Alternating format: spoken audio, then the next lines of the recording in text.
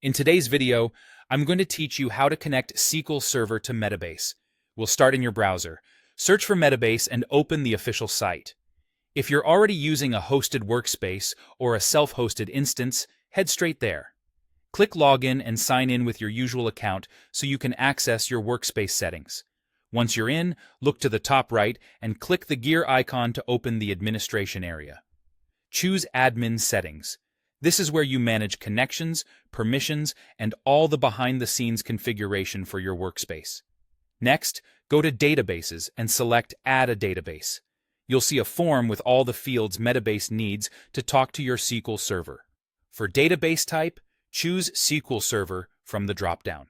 This tells Metabase which driver and connection options to use. For display name, enter something clear and descriptive.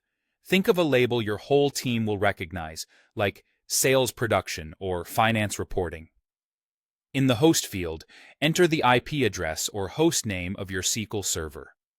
If your database is in a private network or cloud environment, make sure Metabase can reach it over the network and that any firewalls allow inbound connections from your Metabase server. For port, the default is 1433, which is standard for SQL Server. If your organization uses dynamic ports, leave it blank. Otherwise, keep 1433 and confirm that your firewall rules permit it. For database name, provide the exact name of the database you want Metabase to query. This is not the server or instance name. Use the specific database you plan to analyze. Then add the username and password for a SQL Server login that has at least read access to the tables you'll use. Following the principle of least privilege is a good practice for security. Use a secure connection, SSL, enabled.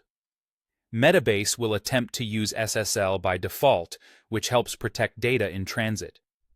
If your environment requires specific certificates, make sure those are set up on the server side as needed. If your database isn't directly accessible from Metabase, use an SSH tunnel and provide the tunnel details your administrator gives you. This is common when connecting to private networks. When everything looks correct, scroll down and click Save Changes. Metabase will test the connection and, if successful, start syncing your schema.